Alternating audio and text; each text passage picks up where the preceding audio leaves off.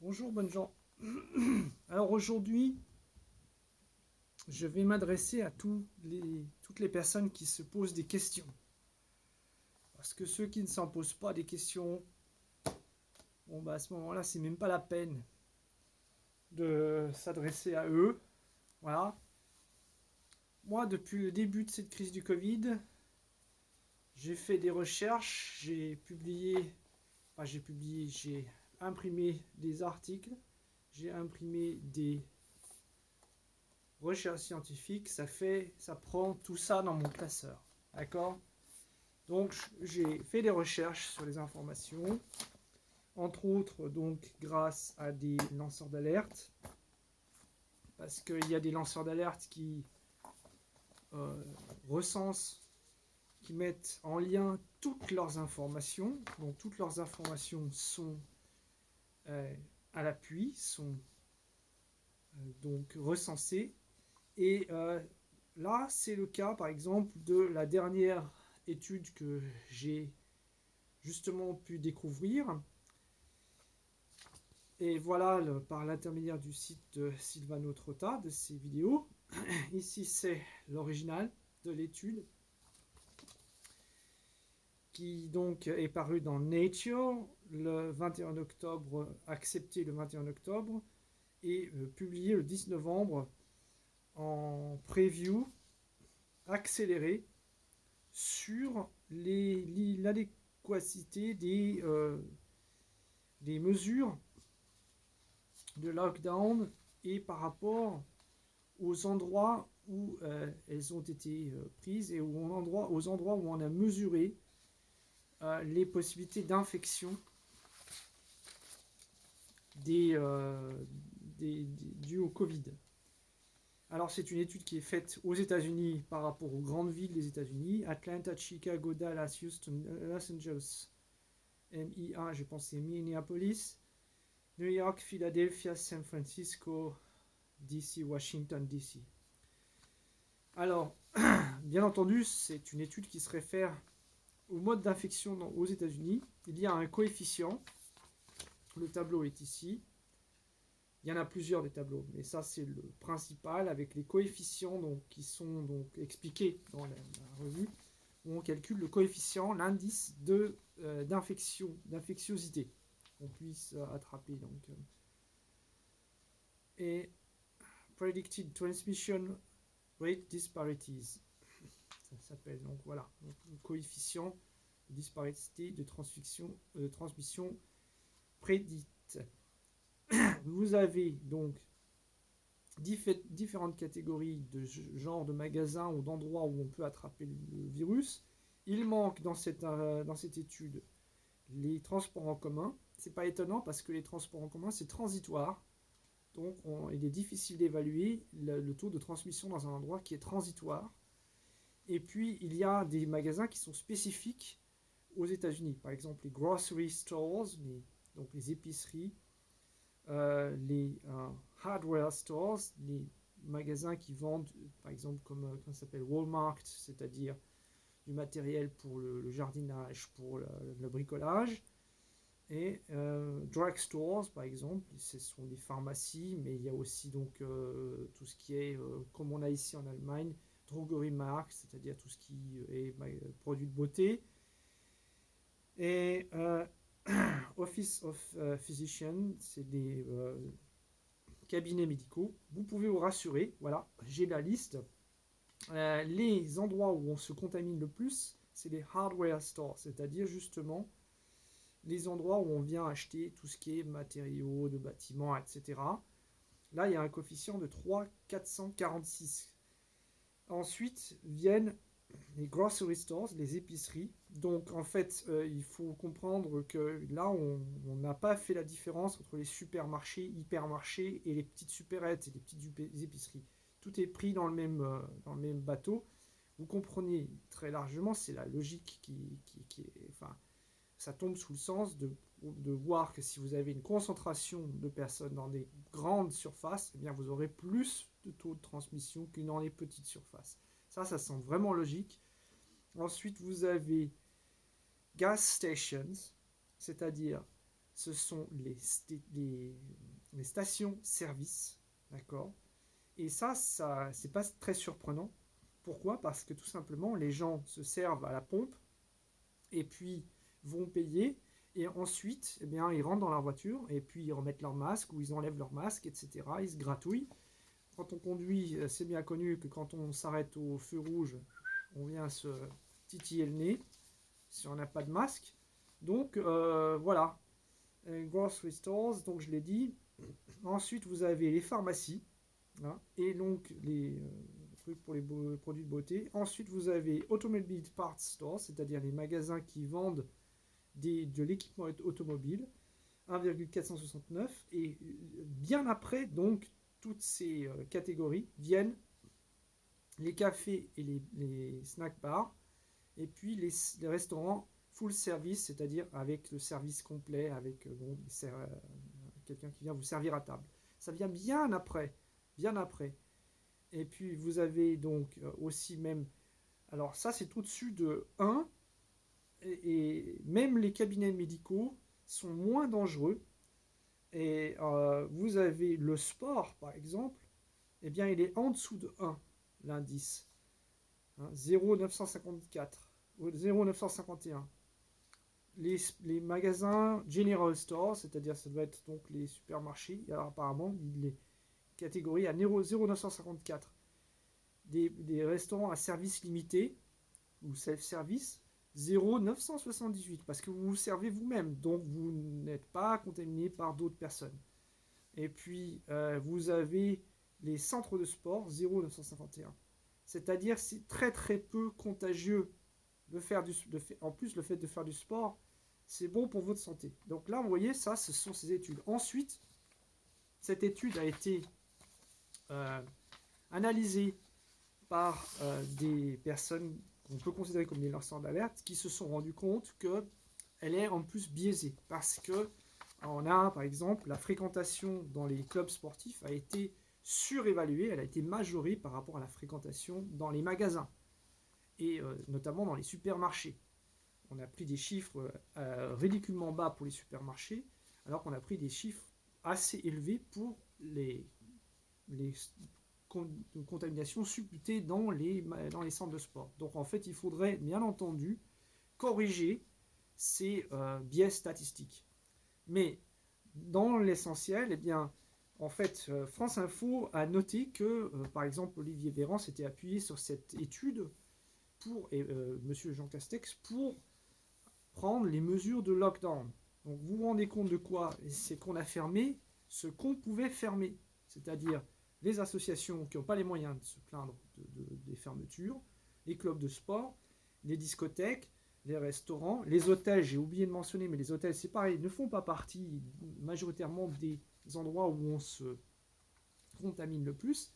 Et puis, en fait, tout ce qu'on peut fermer, parce que les gens n'ont pas vraiment les moyens, et leur exercice, en termes économiques, est assez restreint. Voilà, ça, c'est vraiment des statistiques vérifiables. Alors, en fait, en science, on nous dit d'aller à l'essentiel. Et je ne vais pas y aller par 4 chemins. Je vais vous suggérer de poser à vos élus, par exemple, vos députés, vos maires, vos conseillers régionaux, vos conseillers généraux, vos adjoints, allez-y et demandez, posez-leur plusieurs questions sur la crise du Covid. Premièrement, quelle est la fiabilité des tests PCR?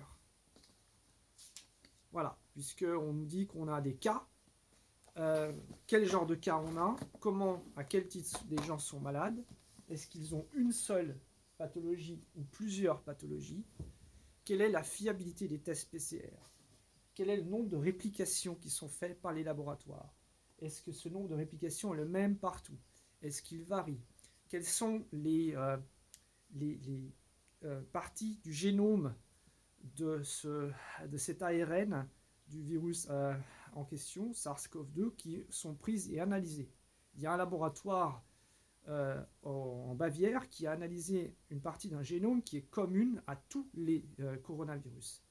Vous imaginez bien que si on teste beaucoup de personnes, et apparemment ce laboratoire a testé beaucoup de personnes par rapport à ce test, vous allez avoir beaucoup de cas positifs. D'ailleurs, on s'en est rendu compte parce qu'il y avait un hôpital psychiatrique qui a envoyé des prélèvements à ce laboratoire. Et ce laboratoire a détecté 60 cas positifs. Donc les personnes, selon ce laboratoire, qui sont positifs au Covid-19. Eh bien, en fait, après vérification, ils étaient étonnés du résultat, ils ont envoyé ces tests à un autre laboratoire qui a confirmé 2 cas sur 60. Les 58 autres patients étaient négatifs. Ils avaient tout simplement soit du matériel génétique de ce Covid, mais n'étant plus malades, soit du matériel d'autres coronavirus, puisqu'il y a actuellement, donc avec ce Covid-19, ce SARS-CoV-2, il y a 4 autres souches de coronavirus qui circulent. Donc, si vous prenez des bouts de génome qui sont communs à beaucoup de virus, vous allez trouver beaucoup de cas positifs. Donc, la question, c'est la méthodologie. Est-ce que le PCR était véritablement fiable? Référence à une étude du CDC qui est sortie ce printemps sur la fiabilité. Donc le CDC, c'est le Center for Disease Control. C'est le centre de surveillance des épidémiologistes aux États-Unis. Eh bien, ils ont décrété que dans cette étude, que le PCR n'est pas fiable et n'est pas un diagnostic. Vous avez bien entendu, ce n'est pas un diagnostic. Ce sont des données scientifiques que je donne là. Donc, première chose, est-ce que le test PCR est fiable? Deuxièmement, où est passée la grippe? Elle a disparu cette année, en mars de cette année. Elle n'existe plus. Où est passée la grippe? Où sont les patients de la grippe? Sont-ils mis avec les patients du Covid? Et est-ce que les morts actuels qu'on a sont-ils comptés, les morts de la grippe sont-ils comptés avec les morts de la grippe? Je pose la question. Voilà. Études sur les ports du masque. Il y en a flopé. J'en ai moi-même imprimé une flopée des études sur le port du masque, sur le bien fondé du port du masque. Poser la question, où sont les études qui prouvent que le port du masque surtout obligatoire dans la population, sur les enfants, etc. Où sont les études qui prouvent que cela marche, que cela protège efficacement contre une maladie virale? Où sont les études? Montrez-les-nous. Montrez où sont les études qui prouvent que la distanciation sociale a une efficacité. Montrez les études qui prouvent que les mesures prises dans le cas de ce lockdown, de ce confinement, sont efficaces. Moi, j'ai 2 études au moins, une étude allemande et une étude française qui montrent que ce n'est pas efficace. Voilà. Voilà, il suffit de regarder les statistiques, par exemple, de la Suède ou de la Biélorussie. Et de comparer avec des pays qui ont appliqué un confinement. Mais surtout, demandez à montrer les études. Où sont les études qui confirment que le port du masque est vraiment protecteur? Où sont les études qui confirment que les mesures de confinement sont vraiment protectrices? Moi, j'ai au moins une étude ici, mais en fait, il y en a plusieurs maintenant qui sont sorties dans d'autres pays. J'en ai une qui est en Saxe, en Allemagne, qui a été faite sur des enfants, qui prouve que les enfants sont très peu porteurs du virus et sont très peu contaminants, très peu contagieux. Alors, où sont les études qui prouvent que les enfants sont dangereux par rapport à ce virus? Où sont les études qui prouvent justement donc, que les PCR tests sont fiables? Vous voyez, il y a plein de questions à poser. Et allez-y, posez les questions par rapport à vos élus. Et faites monter la pression. Voilà, vous voyez, là, en fait, si on regarde cette crise du Covid, on a un virus.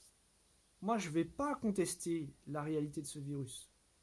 Et je ne sais pas si ce virus est d'origine naturelle ou artificielle.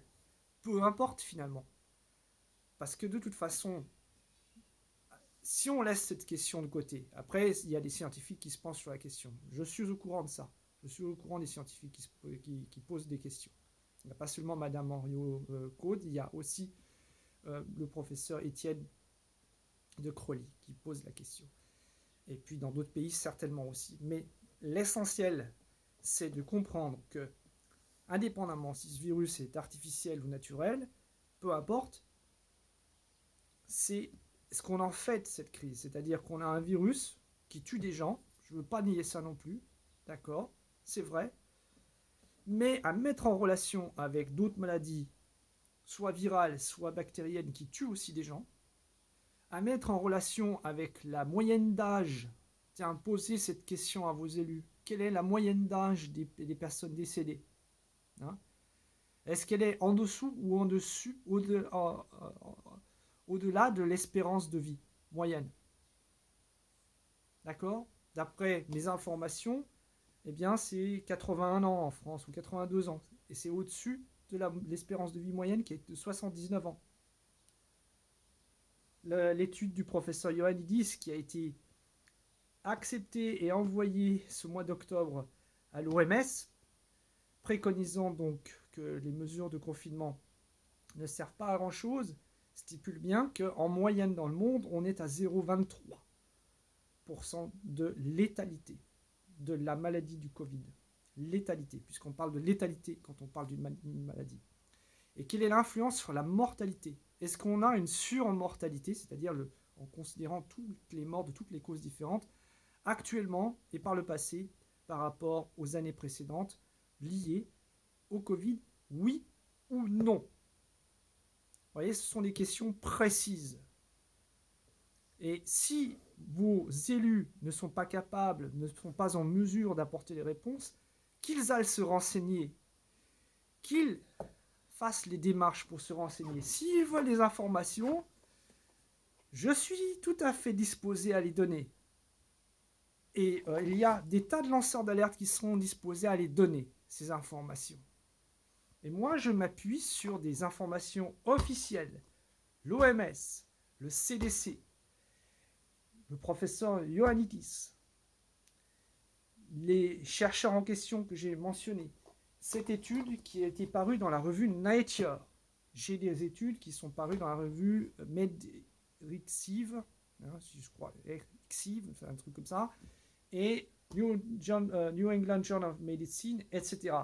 Ce sont des parutions officielles qui n'ont rien de complotiste, absolument rien. Voilà, posez ces questions. Posez ces questions. Et si vous n'apportez pas de réponse, continuez à les poser, ces questions. En fait, rien dans toute cette histoire, de cette crise, ne correspond. Rien n'est établi. Rien. Les PCR, les mesures de confinement, le port du masque, le nombre de malades, le nombre de décès, le nombre d'hospitalisations, la mortalité, la comparaison par rapport à la mortalité, les corrélations, la mise en lien par rapport au nombre total et aux autres causes de décès, rien n'est comment dire, de ce qu'on avance dans la presse à grand titre de journaux, rien n'est fondé. Rien. Il faut remettre tout en question. Et les décisions prises par les gouvernants, soi-disant appuyées sur les conseils de scientifiques, je me demande quel genre de scientifiques. Parce que là, en fait, ça commence à faire beaucoup. J'ai déjà cité des noms. Il y a beaucoup de scientifiques qui se posent des questions, et pas des moindres. Madame Marion Caude a été directrice de recherche au CNRS. Monsieur de Crolly est actuellement directeur de recherche au CNRS. Hein? Le professeur Raoult est un personnage qui est, quoi qu'on pense de ce personnage, il a une réputation mondiale en termes de virologie. Le professeur Bagdi, en Allemagne, a une réputation, en tout cas au moins nationale dans son pays. Il a formé 12 000 praticiens en Allemagne. Ce ne sont pas des zozos. Le professeur Harverish, aux États-Unis, est directeur de recherche à Yale. Le professeur Ioannidis a non seulement un prix Nobel de médecine, mais il a une liste longue de publications et c'est une personnalité renommée dans son domaine. Toutes ces personnes, et je ne parle même pas du professeur Remuzzi, directeur de l'Institut de Mario Negri à Milan. Voyez. Donc, et je ne parle pas du professeur Allerberger à Vienne, et je ne parle pas de Clemens Harvey qui est biologue, biologiste aussi en Autriche, etc., etc., etc. Donc, que les politiques arrêtent de dire qu'ils s'appuient sur la science, parce que la science, c'est pas au doigt mouillé et puis consulter un conseil scientifique dont on se demande quels sont les conflits d'intérêts, mais la science, c'est s'appuyer sur des faits qui sont étayés par des études, des analyses et des méta-analyses. Et il n'y a pas de consensus scientifique avant que les preuves aient été faites par des études multipliées et par des analyses et des méta-analyses. Hein? Et le fait de ne pas être d'accord en science, c'est normal. C'est le fait que tout le monde tombe d'accord qui est suspect. Il faut arrêter de dire le consensus scientifique, ça ne veut rien dire. Voilà. Donc posez les questions. Posez les questions. Posez les questions et exigez d'avoir des réponses. On en est à un point maintenant où il va falloir que les pouvoirs publics répondent aux attentes des gens. Là, on est en train de foutre toute la vie économique en l'air en Occident. Donc, posez les questions. Allez-y. Ce n'est pas du harcèlement. Vous avez non seulement le droit, mais le devoir de vous informer et d'exiger des réponses de vos dirigeants. Et ça commence en bas, par vos maires, par vos adjoints, par vos élus locaux, et ça doit remonter jusqu'au sommet. Et si, au sommet de l'État, on n'a pas de réponse satisfaisante, eh bien, il va falloir que toutes ces personnes-là se remettent en question. Et dramatiquement. Voilà. Moi, j'ai fait mon taf. À vous maintenant. Bonjour chez vous.